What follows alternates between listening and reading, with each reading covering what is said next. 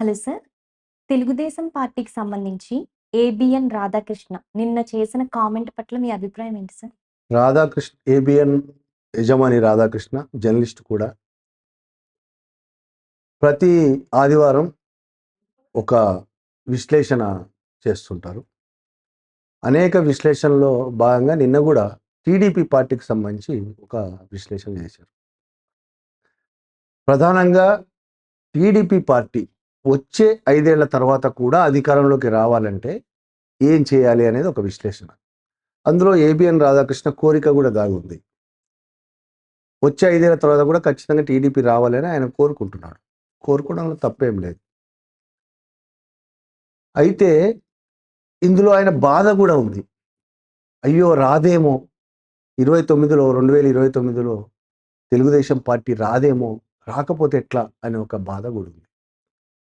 అందులో ఇంకా లోతుల్లోకి వెళ్తే జగన్ మీద వ్యతిరేకత కూడా కనబడుతుంది. వైఎస్ జగన్ మీద, వైఎస్ఆర్సీపీ పార్టీ మీద వ్యతిరేకత కూడా కనబడుతుంది. అందులో టీడీపీ చంద్రబాబును కొన్ని విమర్శలు చేస్తుంటే కనిపించింది, కానీ ఆ విమర్శలు కూడా టీడీపీ మరింత బలపడడానికి ప్రయత్నం చేయట్లేదనే బాధ కనబడుతుంది ఆ విమర్శలు. చంద్రబాబు నాయుడుకు దాదాపు 29-80 ఏళ్ళు వస్తాయి. ఏజ్ పెరిగిపోయింది. ఇప్పుడు తెలుగుదేశం అంటే చంద్రబాబు, చంద్రబాబు అంటే తెలుగుదేశం అనే పరిస్థితి ఉంది. తెలుగుదేశం పుట్టిన మొదట్లో ఎన్టీఆర్ పేరు మీద, ఎన్టీఆర్ మాట మీద నడిచింది పార్టీ, కానీ ఎన్టీఆర్ని కూలదోసి చంద్రబాబు అధికారంలోకి వచ్చిన తర్వాత, అంటే ఈ మాట అంటే రాధాకృష్ణ కూడా ఒప్పుకోడు, కానీ చంద్రబాబు ఎలాగో ఒప్పుకోడు. అధికార మార్పిడి అనుకుంటారు వాళ్ళు. తెలుగుదేశం పార్టీని చంద్రబాబు కాపాడాడు అనేది వాళ్ళ అభిప్రాయం. ఏబిఎన్ రాధాకృష్ణ అభిప్రాయం, చంద్రబాబు అభిప్రాయం, టీడీపీ పెద్దల అభిప్రాయం. అయితే నా దృష్టిలో అది కూలదోయడం. ఎన్టీఆర్ను కూలదోసి చంద్రబాబు అధికారంలోకి వచ్చిన నాటి నుంచి అంతకు కొద్ది రోజుల ముందుగా కూడా పూర్తిగా చంద్రబాబు అధీనంలో అన్ని రకాలుగా రాజకీయ, ఆర్థిక అన్ని రంగాల్లో పార్టీ ఆయన అధీనంలో ఉంది. ఆ విధంగా పూర్తిగా చంద్రబాబు కమ్మేశాడు పార్టీ మీద. అసలు ప్రాంతీయ పార్టీల్లో ఈ దురవస్థ ఖచ్చితంగా ఉంటుంది. ఏ ప్రాంతీయ పార్టీ అయినా. సౌత్ ఇండియాలో, తమిళనాడులో తీసుకుంటే డిఎంకే, అన్నా డిఎంకే కావచ్చు. తెలుగు రాష్ట్రాల్లో తీసుకుంటే టీడీపీ, వైఎస్ఆర్సీపీ, బీఆర్ఎస్, ఒకప్పటి టీఆర్ఎస్, ఇప్పుడు బీఆర్ఎస్. అలాగే నార్త్ ఇండియాలో సమాజ్వాదీ పార్టీ, బీఎస్పీ. సరే, వాళ్ళు జాతీయ పార్టీలు అనుకుంటున్నప్పటికీ సమాజ్వాదీ పార్టీ, బీఎస్పీ, ఆప్, ఇట్లాంటి పార్టీల్లో వ్యక్తుల ఆధారంగానే పార్టీలు నడుస్తాయి ఎప్పుడు కూడా. కరుణానిధి డిఎంకే నడిపించాడు. ఒకప్పుడు ఎంజీఆర్, తర్వాత జయలలిత అన్నా డిఎంకే నడిపించారు. ఇక్కడ ఎన్టీఆర్ తర్వాత చంద్రబాబు టీడీపీని నడిపించారు. బీఆర్ఎస్ పార్టీని కేసీఆర్ నడిపిస్తున్నాడు. అదేవిధంగా వివిధ పార్టీని వ్యక్తులే నడిపిస్తారు. పార్టీని ఒక డెమోక్రటిక్గా, ప్రజాస్వామ్యబద్ధంగా ఒక కమిటీ, ఒక రాష్ట్ర కమిటీ, లేకపోతే ఒక జాతీయ కమిటీ నిర్ణయాలు తీసుకొని పార్టీని నడిపించడం అనేది ప్రాంతీయ పార్టీలో ఉండదు. జాతీయ పార్టీలో ఉంటుందా? దాదాపు ఈరోజు జాతీయ పార్టీలో కూడా ఆ పరిస్థితి లేదు. జాతీయ పార్టీలో రాష్ట్ర శాఖల్లో కొంతైనా ఉంటుందేమో, కానీ జాతీయ పార్టీ కేంద్ర స్థానంలో ఆ విధంగా ఉండే అవకాశం, అంటే డెమోక్రసీ అనేది పార్టీలో ఉండదు, ఏ మాత్రం ఉండదు. ఒక వ్యక్తి పరిపాలనే నడుస్తుంటుంది. కాబట్టి చంద్రబాబే తెలుగుదేశం పార్టీ అనే పరిస్థితి కొనసాగుతుంది. ఏజ్ పెరిగిపోయింది చంద్రబాబు. ఏజ్ పెరిగిపోతే రేపెట్లా? చంద్రబాబు తర్వాత ఎవరు? వాళ్ళు ఈ రోజు నుంచే తయారు కాకపోతే, ఈ రోజు నుంచే నాయకులుగా ఎస్టాబ్లిష్ కాకపోతే రేపు వారిని ప్రజలు ఆదరిస్తారా, ఆదరించరా అనే ఒక మీమాంస టీడీపీ కార్యకర్తల్లో ఉంది. అదే ఏబిఎన్ రాధాకృష్ణలో కూడా, ఆయన రాసిన రాతల్లో కూడా కనబడుతుంది. అంటే చంద్రబాబు నాయుడు కొడుకు లోకేష్, నారా లోకేష్ని ప్రత్యామ్నాయంగా తెలుగుదేశం నాయకుడుగా, కాబోయే ముఖ్యమంత్రిగా తయారు చేసుకోవడానికి ఈ రోజు నుంచే చేయాల్సిన పని, ఈ రోజు నుంచే కాదు, చాలా కాలం ముందు నుంచే ఇంకా చేయాల్సిన పని చంద్రబాబు చేయట్లేదు అనే బాధ రాధాకృష్ణలో కనబడుతుంది. నిజం చెప్పాలంటే చాలామంది తెలుగుదేశం నాయకుల్లో కూడా అది ఉంది. లోకేష్ని ఎస్టాబ్లిష్ చేయడంలో చంద్రబాబు సరిగ్గా సరైన పద్ధతి అనుసరించటం లేదు అనే ఒక విమర్శ తెలుగుదేశం వర్గాల్లో కూడా ఉంది. ఏబిఎన్ రాధాకృష్ణ కూడా మాట అన్నాడు ఆయన రాసిన దాంట్లో, మర్రి చెట్టు కింద మిగతా మొక్కలు మొలవవు అని. నిజమే, తెలుగుదేశం పార్టీకి సంబంధించి చంద్రబాబు మర్రి చెట్టు. ఆ మర్రి చెట్టు కింద లోకేష్ అనే ఒక చిన్న మొక్క వృక్షం అవ్వడం చాలా కష్టం. కాబట్టి చంద్రబాబు తన చెట్టు కింద ఇంకొక చెట్టును పెంచడానికి, లేకపోతే చెట్టు పక్కన పెంచడానికి చంద్రబాబే ఆ మర్రి చెట్టే ప్రయత్నం చేయాలి అనేది ఇక్కడ ఆయన ఉద్దేశము, టీడీపీ నాయకుల ఉద్దేశం. చంద్రబాబు అరెస్ట్ అయి వైసీపీ అధికారంలో ఉన్నప్పుడు జగన్ చంద్రబాబును అరెస్ట్ చేసి జైల్లో పెట్టిన కాలంలో లోకేష్ పార్టీ పగ్గాలను తన చేతిలోకి తీసుకున్నాడు. రాష్ట్రమంతా తిరిగాడు. యువగళం పేరుతో రాష్ట్రమంతా తిరిగాడు. సొంత నిర్ణయాలు తీసుకున్నాడు. ప్రతిదానికి వెళ్ళి తండ్రి దగ్గర ఏం చేయాలనే అడగకుండా సొంత నిర్ణయాలు తీసుకున్నాడు. తన కుటుంబాన్ని కూడా రంగంలోకి దించాడు. తల్లిని, భార్యను కూడా రంగంలోకి దించాడు. అనేక మీటింగుల్లో వాళ్ళు కూడా పాల్గొన్నారు. అంటే కొంతమేర తన సొంత వ్యక్తిత్వాన్ని పెంచుకోవడానికి లోకేష్ ప్రయత్నం చేశాడు. అయితే అది సరిపోతుందా? దానివల్ల ప్రజల్లో లోకేష్ మీద ఒక గొప్ప అభిప్రాయము, మా నాయకుడు అనే అభిప్రాయం ప్రజల్లో వస్తుందా అనేది చెప్పలేం. అందువల్ల చంద్రబాబు జైలు నుంచి వచ్చి తెలుగుదేశం ఎన్నికల్లో మళ్ళీ తెలుగుదేశం అధికారంలోకి వచ్చిన తర్వాత మళ్ళీ గతకాలం మాదిరిగానే చంద్రబాబు చుట్టే తెలుగుదేశం పార్టీ తిరగడం అనేది మొదలైంది. లోకేష్ ప్రాధాన్యత తగ్గిపోయింది. చంద్రబాబు కొడుకుగా లోకేష్కు ప్రాధాన్యత ఉంది తప్ప తనకు తానుగా ఒక వ్యక్తిగా లోకేష్కి, ఒక పార్టీ నాయకుడుగా, ఒక మంత్రిగా లోకేష్కు అంత గొప్ప ప్రాధాన్యత ఏమి లేదు. ఆ విధంగా చెయ్యాలి అనేది ఇక్కడ ఆర్కే విశ్లేషణ. ఆ విధంగా చేయకపోతే 2029లో మళ్ళీ అధికారంలోకి రాలేము అనేది. కాబట్టి లోకేష్ని ముందుకు తొయ్యాలి. అయితే ఇక్కడ మనం ఆలోచించాల్సింది ఏంటంటే, గుర్రాన్ని చెరువు దాకా తీసుకెళ్ళగలం కానీ నీళ్లు తాగించలేము బలవంతంగా అనేది అర్థం చేసుకోవాల్సిన విషయం. చంద్రబాబు నాయుడు కానీ ఇంకొకరు కానీ ఎవరైనా కానీ లోకేష్ లాంటి వాళ్ళను ముందు పెట్టి పైకి లేపాలని ప్రయత్నం చేస్తే, తనలో ఆ శక్తి లేకపోతే, తనలో ఆ నైపుణ్యం లేకపోతే జరుగుతుందా? సాధ్యమేనా? ఇది చాలాసార్లు ఇక్కడ కేటీఆర్కు అక్కడ లోకేష్ కూడా పోలికలు తెస్తూ ఉంటారు. సోషల్ మీడియాలో ఇలాంటివి ప్రచారం చాలా జరుగుతూ ఉంటాయి. ఏబిఎన్ రాధాకృష్ణ కూడా ఆ విషయం రాశాడు. పోలికలు తెస్తూ ఉంటారు. నిజంగా లోకేష్, కేటీఆర్ సమాన స్థాయి వ్యక్తులా? ఆ విధంగా డెవలప్ అయ్యారా? ఆ విధంగా నిలబడగలిగారా అనేది కూడా ఆలోచించాల్సిన విషయం. కేటీఆర్తో పోల్చుకోవాల్సిన అవసరం లేదు నిజం చెప్పాలంటే. కానీ రెండు రాష్ట్రాల్లో ఇద్దరు అప్పుడు బీఆర్ఎస్ అధికారంలో ఉన్నప్పుడు ఆయన ముఖ్యమంత్రి కొడుకు, ఈయన ఇప్పుడు ముఖ్యమంత్రి కొడుకు కాబట్టి, ఒక పార్టీ అధినాయకుడి కొడుకు కాబట్టి ఇద్దరి మధ్య పోలికలు తేవడం ప్రజలకు సహజమైపోయింది.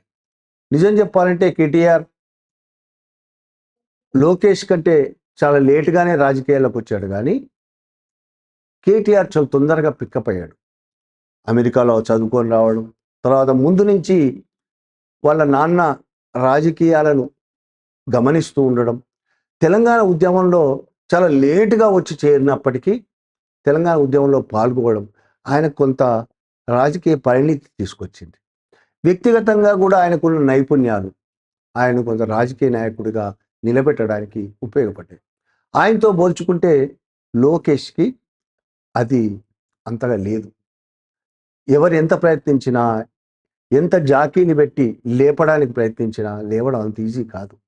లోకేష్ విషయంలో ప్రజల్లో ఇప్పటికీ తమ నాయకుడు అనే భావన ఏం లేదు. టీడీపీ కార్యకర్తల్లో ఉంటే ఉండొచ్చు. ఒక్క టీడీపీ కార్యకర్తలు తమ నాయకుడు అని ఒప్పుకుంటే జనం ఓట్లేసి గెలిపించరు. అది సరిపోదు. ప్రజలందరూ ఈయన రేపు ఎలక్షన్లో గెలిస్తే, మా ముఖ్యమంత్రి అయితే మా జీవితాలు బాగుపడతాయి అనే నమ్మకం ప్రజల్లో రావాలి. ప్రజల్లో ఆ నమ్మకం ఇవాళ ఉందా ఏపీలో? నిజానికి అది లేదు. చంద్రబాబు పట్ల ఉంది కానీ లోకేష్ పట్ల లేదు.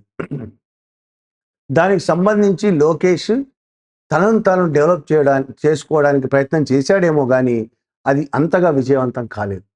అందువల్ల ఇవాళ ఎంత చంద్రబాబు ప్రయత్నించినా లోకేష్ ముఖ్యమంత్రి కాగలడా? రేపు పార్టీ అధ్యక్షుడు కాగలడా? పార్టీని చంద్రబాబు నడిపించినంతగా నడిపించగలడా? రాష్ట్రాన్ని చంద్రబాబు నడిపించినంతగా నడిపించగలడా అనేది చాలా అనుమానాలు అందరికీ ఉన్నాయి. ఈ పరిస్థితుల్లో చంద్రబాబు మాత్రం ఏం చేయగలడు? నిజమే, ఆయన ఏజ్ అయిపోతుంది. 2029 తర్వాత ఆయన ఒకవేళ పార్టీ గెలిచినా ఆయన ముఖ్యమంత్రిగా ఉండకపోవచ్చు. మరి ఎవరు ఉండాలి? లోకేష్ కాకపోతే ఎవరు? అది నిజంగా కూడా తెలుగుదేశానికి పెద్ద ప్రశ్న. ఎందుకంటే రాజకీయ పార్టీల్లో, ముఖ్యంగా ప్రాంతీయ పార్టీల్లో కుటుంబ పార్టీలు.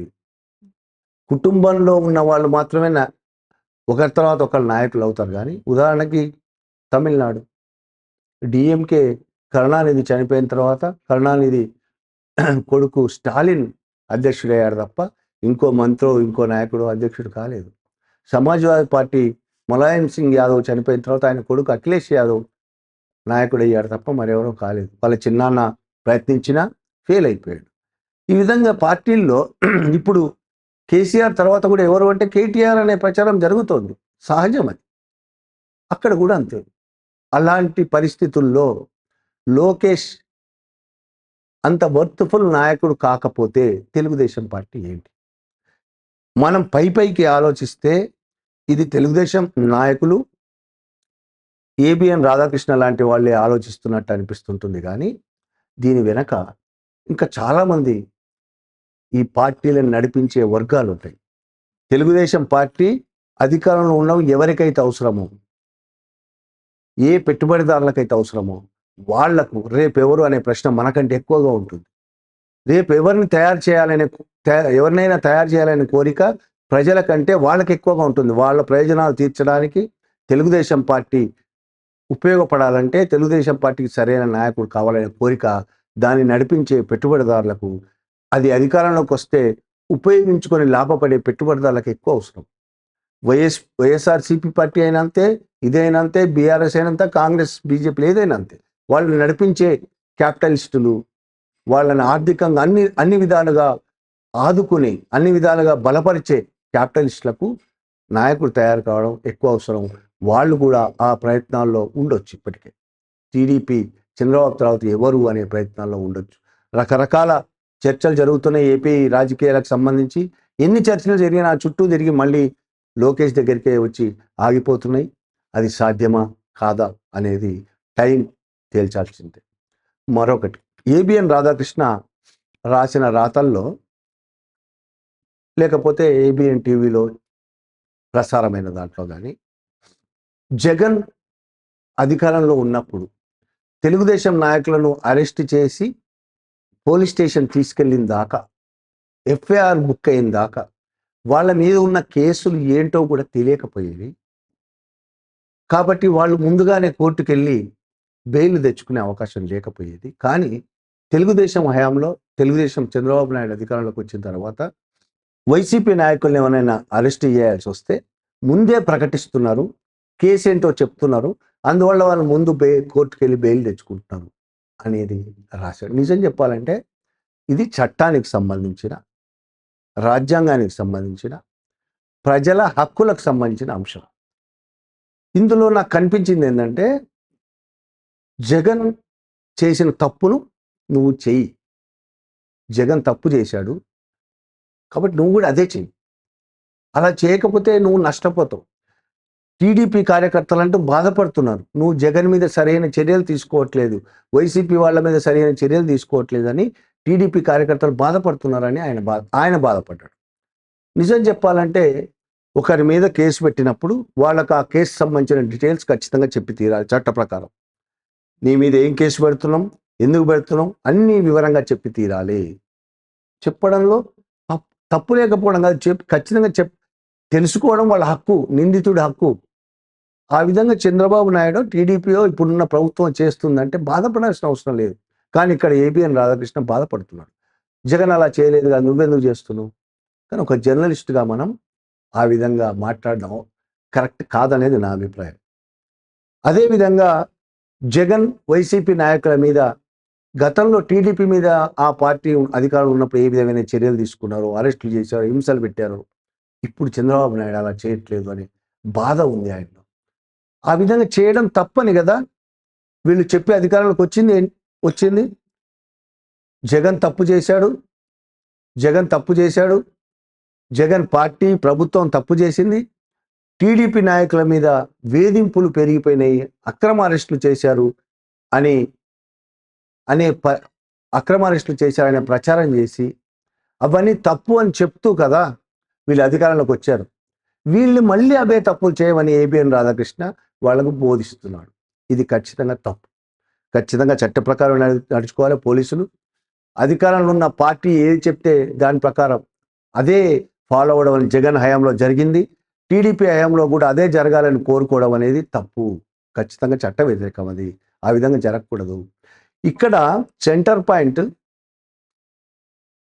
టీడీపీ పార్టీ నాయకులు, పార్టీ కార్యకర్తలు అయిపోయారు. కానీ ఆంధ్రప్రదేశ్లో 4 కోట్ల మంది ప్రజలు ఉన్నారు.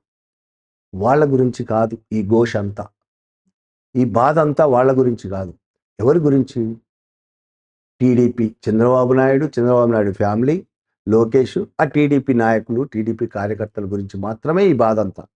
నిజానికి ఒక జర్నలిస్ట్ అయినా ఎవరైనా సరే ఆలోచించాల్సింది, ఏపీకి సంబంధించి ఆలోచిస్తే 4 కోట్ల మంది ప్రజల గురించి ఆలోచించాలి. 4 కోట్ల మంది ప్రజలకు ఏది లాభం, ఏది నష్టం, దేనివల్ల ఉపయోగం ఉంటుంది, దేనివల్ల నష్టం ఉంటుంది, ఇది కదా ఆలోచించాల్సింది.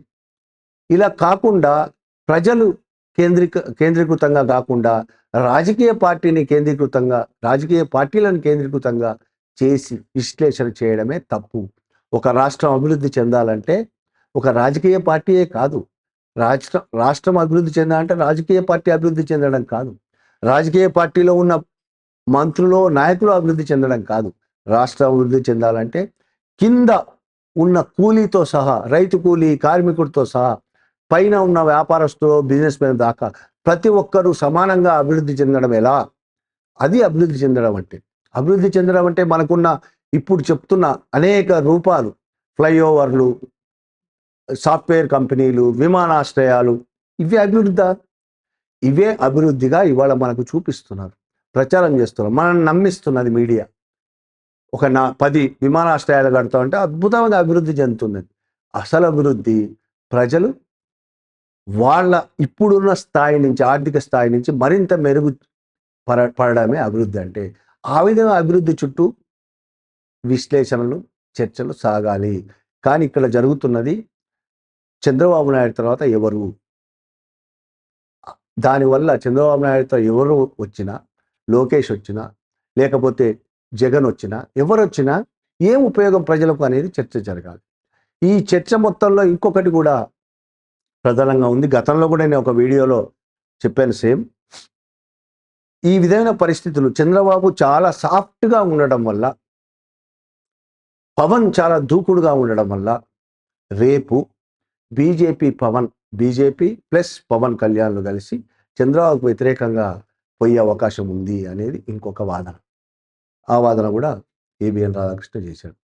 ఇందులో చంద్రబాబు సాఫ్ట్గా ఉండడం వల్ల ఇది జరుగుతుంది అనేది తప్పని నేను అనుకుంటున్నా. కానీ ఇది జరిగే అవకాశం అయితే ఉంది, చాలా స్పష్టంగా కనబడుతుంది. బీజేపీకి తెలుగు రాష్ట్రాల్లో, ముఖ్యంగా ఏపీలో అంత బలం లేదు. మిగతా నార్త్ స్టేట్స్లో ఉన్నంత స్పందన బీజేపీ పట్ల ప్రజల్లో ఏపీలో లేదు. కానీ పవన్ కళ్యాణ్ పట్ల ఉంటుంది. అందుకని పవన్ కళ్యాణ్ను ముందు పెట్టి ఏపీలో రాజకీయాలు ఆడాలనేది బీజేపీ తీసుకున్న ఒక నిర్ణయం. చేస్తున్న పని కూడా అదే. బీజేపీ అదే పని చేస్తుంది ప్రస్తుతం. పవన్ని ముందు పెడుతుంది. పవన్ అందుకే అంతకుముందు కమ్యూనిస్టు మాటలు చెప్పేవాడు, చెగువేరా గురించి చెప్పేవాడు, రకరకాల విప్లవం గురించి మాట్లాడేవాడు, నా కుటుంబమే విప్లవం అని చెప్పేవాడు. అనేక మాటలు మాట్లాడే ఆయన సడన్గా యూటర్న్ తీసుకొని ఇప్పుడు మా కుటుంబం అంతా సనాతనమే, మేమంతా హిందూ మత రక్షణ కోసమే ఉన్నాము అని హిందూ మతం మీద పడ్డాడు. ఎందుకు? బీజేపీ అసలు ఈయన బీజేపీ నాయకుడా జనసేన నాయకుడా అనుమానం వచ్చే అంత స్పీచ్లు ఇస్తున్నాడు ఈ మధ్య ఆయన సనాతన ధర్మం విషయంలో. సరే నిజంగానే ఆయనకు సనాతన ధర్మం అంటే తెలుసా తెలియదా అవన్నీ ప్రస్తుత చర్చ కాదు, కానీ ఆ విధంగా ఆయన బీజేపీ ఆయన కలిసి ఏపీలో చంద్రబాబు జగన్ కాకుండా వాళ్ళ ఇద్దరి కంటే ముందుకు నడవదలుచుకున్నారు, అధికారంలోకి రాదలుచుకున్నారు. వీళ్ళెవ్వరు లేకుండానే అధికారంలోకి రాదలుచుకున్నారు. బీజేపీ ఎక్కడైనా తనతో స్నేహం చేసిన, తనతో పొత్తు పెట్టుకున్న పార్టీలను ఫస్ట్ నాశనం చేస్తుంది. బీజేపీకి భారతదేశంలో ఉన్న చరిత్ర అది. ఎందుకంటే చాలా ఈజీ అట్లాంటి పార్టీలను నాశనం చేయడం. శత్రువు కంటే మిత్రుని నాశనం చేయడం చాలా ఈజీ. ఆ పార్టీలను నాశనం చేసి తన అధికారంలోకి వస్తుంది. ఆ చరిత్ర దానిది. ఇక్కడ కూడా అదే విషయం రుజువు అవుతుంది ఇవాళ కాకపోతే రేపైనా. ఆ విషయం చంద్రబాబుకు తెలియదా? చంద్రబాబు వాళ్ళకంటే తెలివైన వాడు. ఆ విషయం చంద్రబాబుకు తెలుసు. ఈరోజు చంద్రబాబుకి కేంద్రంలో ఉన్న బీజేపీ ప్రభుత్వం అవసరం ఉన్నది. బీజేపీకి చంద్రబాబు అవసరం ఉంది. ఈ రోజుకు మాత్రమే తక్షణం ప్రయోజనాల కోసం ఇద్దరు ఒక్కటయ్యారు తప్ప వేరే ఏమీ లేవు. రాజకీయ కారణాలు ఏమీ ఉండవు. ఇద్దరికి సిద్ధాంతాలు అని నిజంగానే సిద్ధాంతాలు ఉన్నాయని అనుకుంటే వీళ్ళు చెప్పిన సిద్ధాంతాలు వేరు, వాళ్ళు చెప్పిన సిద్ధాంతాలు వేరు. టీడీపీ ఏర్పడిన తర్వాత ఎన్టీఆర్ ఏం మాట్లాడాడు? కేంద్రం మిథ్య అని మాట్లాడాడు. కేంద్రం మిథ్య అంటే కేంద్రాన్ని అసలు పట్టించుకోదలుచు, కేంద్రం అనే ఉన్నదాన్ని గుర్తించదలుచుకోలేదు ఎన్టీఆర్. అలాంటి తెలుగుదేశం పార్టీ జాతీయ పార్టీతో పొత్తు పెట్టుకున్నదంటేనే దాని అవకాశవాద రాజకీయాలు. అవేమి ప్రజల కోసం ఇవి కథలు ఎన్ని చెప్పినా ఖచ్చితంగా అవకాశవాద రాజకీయాలు. చంద్రబాబు అలా ఎందుకు చేశాడు? తన అవసరాలను గట్టెక్కించుకోవడానికి. ఆయనకి వాళ్ళ అధికారంలో నిలబెట్టుకోవాలంటే, రేపు మళ్ళీ గెలవాలంటే రాష్ట్రాన్ని డెవలప్ చేయాల్సిన అవసరం ఉంది. డెవలప్ అనేది మళ్ళీ ఇందులో ఆయన దృష్టిలో అభివృద్ధి, ఆయన దృష్టిలో డెవలప్మెంట్ అది చేయాలనుకుంటున్నాడు. అమరావతిలో పెద్ద పెద్ద కట్టడాలు కట్టాలి, అనేక సాఫ్ట్వేర్ కంపెనీలను తీసుకురావాలి, విశాఖపట్నంలో డెవలప్ అంటే మళ్ళీ బిల్డింగులు కట్టాలి, ఇంకోటి చేయాలి. ఈ విధమైన అభివృద్ధి మొత్తం ఆంధ్రప్రదేశ్లో ఒక 10 ఎయిర్పోర్ట్లు కట్టాలి. ఇది ఆయన అనుకుంటున్న అభివృద్ధి. ఇవన్నీ జరగాలంటే కేంద్రం సహాయం అవసరం. ఇవన్నీ జరిగితేనే రేపు మళ్ళీ ఎలక్షన్లు తను గెలుస్తానని అనుకుంటున్నాడు. సరే అది జరుగుతుందా జరగదా, అది నిజమా కాదా అదంతా పక్కన పెడదాం, కానీ దానికి కేంద్రం సపోర్ట్ అవసరం. అందుకని బీజేపీతో ఆయన ఉంటున్నాడు. బీజేపీకి చంద్రబాబు నాయుడు లాంటి బలమైన వ్యక్తి, ఎంపీల బలమున్న వ్యక్తి టీడీపీ పార్టీ అవసరం. కేంద్రంలో తాను అధికారాన్ని నిలబెట్టుకోవాలంటే ఇవాళ చంద్రబాబు తను సపోర్ట్ విరమించుకుంటే కేంద్రంలో అధికారంలో కూలిపోతుంది బీజేపీ పార్టీ. కాబట్టి బీజేపీకి వాళ్ళు అవసరం. అంతేకాదు ఏపీలో చాలా బలహీనంగా ఉన్నారు వాళ్ళు. ఎన్ని మాటలు చెప్పినా, ఎన్ని మీటింగులు పెట్టి చెప్పినా, మాదే ప్రభుత్వం అని చెప్పినా వాళ్ళు చాలా బలహీనంగా ఉన్నారు. బలహీనంగా ఉన్నారు కాబట్టి వాళ్ళకి ఎవరో ఒకరు అండ కావాలి. ఆ అండ చంద్రబాబు నాయుడు. ఇప్పుడు పవన్ కళ్యాణ్ అనే ఇంకొక వ్యక్తి ముందుకొచ్చాడు. కాబట్టి ఆయనను ఉపయోగించుకొని చంద్రబాబు నాయుడును కూడా దెబ్బకొట్టి తాము అధికారంలోకి రావాలని బీజేపీ ప్లాన్ చేస్తుంది. ఖచ్చితంగా దాని పద్ధతి అదే. కాబట్టి చంద్రబాబుకు బీజేపీ పవన్ వల్ల ఎప్పటికైనా ముప్పు ఉంటుంది అనేదే నా అభిప్రాయం. అయితే చంద్రబాబు సాఫ్ట్గా ఉండడం వల్లనే అలా జరుగుతుంది అంటే కాదు. ఎలా ఉన్నా చంద్రబాబు బీజేపీ ప్లాన్లు ఆ విధంగానే ఉంటాయి. ఇందాక మీరు ఒక సందర్భంలో కేటీఆర్ గారు ఉద్యమంలో పాల్గొన్నారు, అందుకు ఆయన ఇలా నిలిచారని అన్నారు కదా! ఇప్పుడు ఒక ఉద్యమాల్లో పాల్గొనడం వల్ల కూడా ఒక సీనియారిటీ వస్తుందంటారా? ఉద్యమంలో పాల్గొనడం అనేది రాజకీయ నాయకుడికి తన మొత్తం డెవలప్ అవ్వడానికి కావాల్సిన మొత్తంలో అది ఒక చిన్న పార్ట్. అది ఖచ్చితంగా ఉపయోగపడుతుంది. అదే ఉపయోగపడుతుంది అనేది చెప్పలేము. ఇప్పుడు ఉదాహరణకి బీఆర్ఎస్ఏ తీసుకుంటే కేటీఆర్ కంటే ఎక్కువ, చాలా సీనియర్, కేటీఆర్ కంటే ముందు నుంచి ఉద్యమంలో ఉన్నవాడు, ఈయన కంటే ఎక్కువ పనిచేసినవాడు ఉద్యమంలో కేసీఆర్ అల్లుడు హరీష్ రావు. హరీష్ రావు టీఆర్ఎస్ పెట్టిన రోజు నుంచి టీఆర్ఎస్లో ఉన్నాడు కేసీఆర్తో పాటు. చాలా ఉద్యమాలు చేసినవాడు. చాలా కాలం ఈయన అమెరికాలో ఉన్నాడు అప్పుడు కేటీఆర్, కానీ గ్రౌండ్లో ఉన్నది హరీష్ రావు. మరి హరీష్ రావుకి ఎందుకు ఆ ఛాన్స్ లేదు? హరీష్ రావు నాయకుడు ఎందుకు కాడు బీఆర్ఎస్కి? కేటీఆర్ ఎందుకు అవుతాడు? అంటే ఉద్యమం ఒక్కటే కారణం కాదు, ఇంకా అనేక కారణాలు ఉంటాయి. కేటీఆర్ అల్లుడు, హరీష్ రావు ఏమో కేసీఆర్కి అల్లుడు, ఈయనేమో కొడుకు. భారత సమాజం కొడుకులకు ఇచ్చే విలువ ఇంకెవరికి ఇవ్వదు. కొడుకులే వంశాన్ని నిలిపే వాళ్ళని ఒక ప్రచారం మన మెదడులో నిండింది కాబట్టి ప్రజలు కూడా కేటీఆర్నే నాయకుడు అనుకుంటారు తప్ప హరీష్ రావును కాదు. హరీష్ రావును అభిమానించే వాళ్ళు చాలా మంది ఉండొచ్చు, కానీ జనరల్గా పీపుల్ కేసీఆర్ కొడుకుడు కాబట్టి కేటీఆర్ని అభిమానిస్తారు. ఇక్కడ లోకేష్ కేటీఆర్ విషయానికి వస్తే, లోకేష్ చంద్రబాబు కొడుకు కాబట్టి కొంత ప్లస్ పాయింట్ ఉంటుంది తప్ప నాయకుడిగా ఎస్టాబ్లిష్ కావట్లేదు. అది మెయిన్ పాయింట్. ఇక్కడ కేటీఆర్కు ఉద్యమంలో పాల్గొని నాయకుడిగా ఎస్టాబ్లిష్ కొంతమేరకు అయ్యాడు. కేసీఆర్ కొడుకు కూడా కాబట్టి ఈ రెండు కలిసి వచ్చిన అంశం కాబట్టి నాయకుడిగా ఎస్టాబ్లిష్ కావడానికి ఉపయోగపడ్డాయి. లోకేష్ విషయంలో అది జరగలేదు. ఒక్క చంద్రబాబు కొడుకుగా మాత్రం ఆయనకున్న ఇప్పుడున్న అర్హత, దానివల్ల ఆయన రాబోయే కాలంలో ఈ తెలుగుదేశం పార్టీని లీడ్ చేయగల అనేది అనేక అనుమానాలు రావడానికి అది కారణం. ఇప్పుడు చంద్రబాబు గారి తర్వాత లోకేషే అని అనుకుంటున్నారు. ఇంకా వాళ్ళ ఫ్యామిలీలో చాలా మంది సినీ తారలు కూడా, సినీ స్టార్స్ కూడా ఉన్నారు. బాలకృష్ణ అయ్యుండొచ్చు, ఎన్టీఆర్ అయ్యుండొచ్చు. వీళ్ళని ఎందుకు ఊహించుకోవట్లేదంటారు? భారతదేశంలో మొదటి నుంచి చెప్తున్నట్టు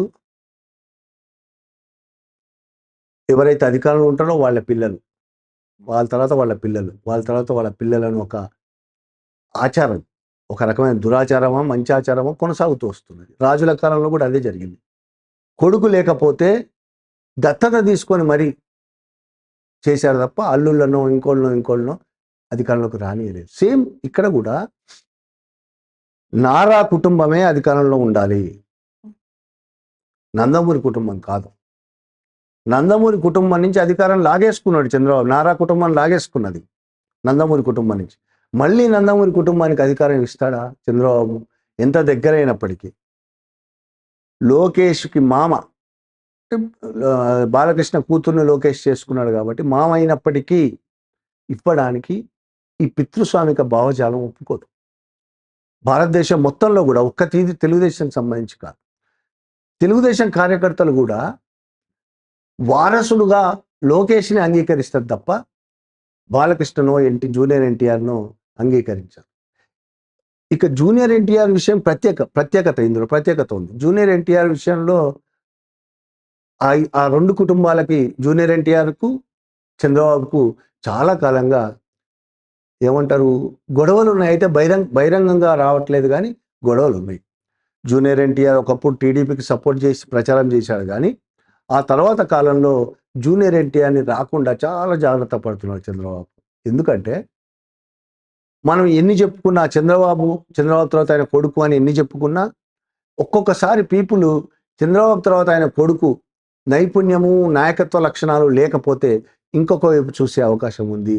అప్పుడు ప్రత్యామ్నాయం జూనియర్ ఎన్టీఆర్ అవ్వచ్చు అని భయపడుతున్నాడు చంద్రబాబు. జూనియర్ ఎన్టీఆర్కి ఆ శక్తి ఉంది అనేది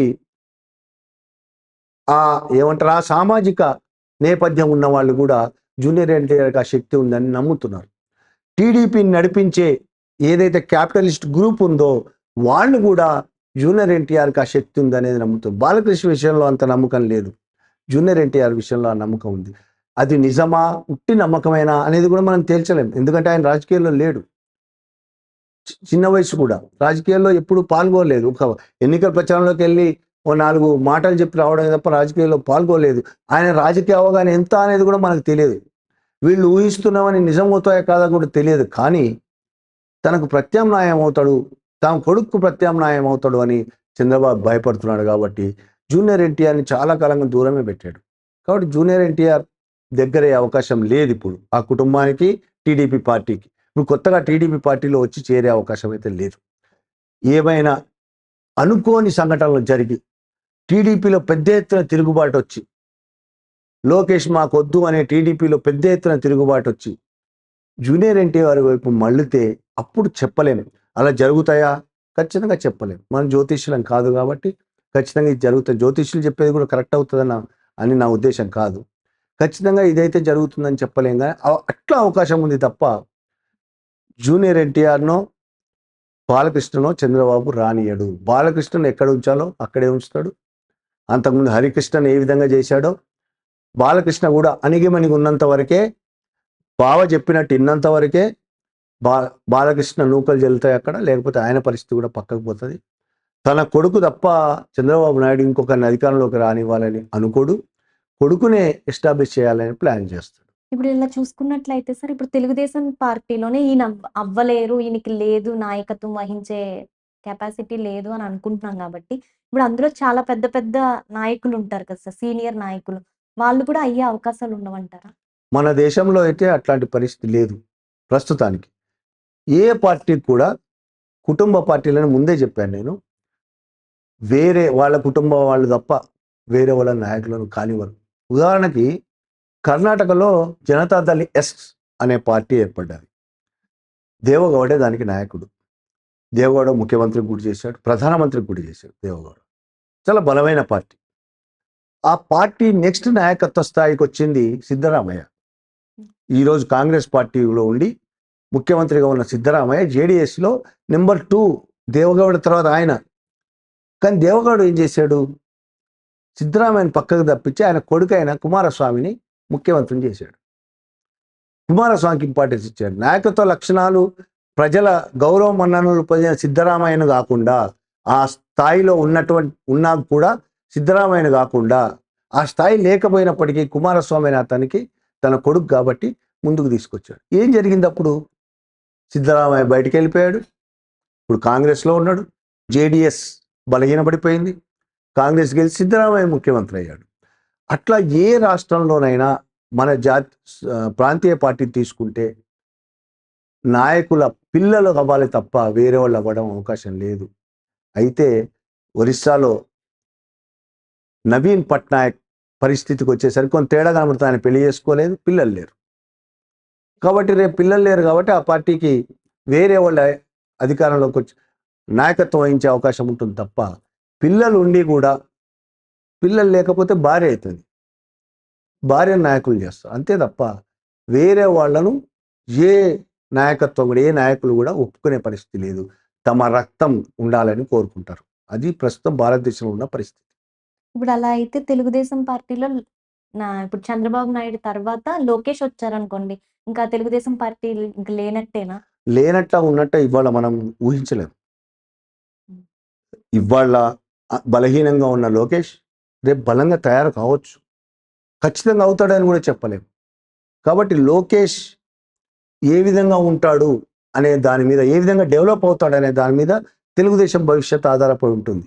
ఖచ్చితంగా ఎవరు ఎన్ని మాటలు మాట్లాడుకున్నా చంద్రబాబు తర్వాత తెలుగుదేశానికి అధ్యక్షుడు అయ్యేది లోకేషే.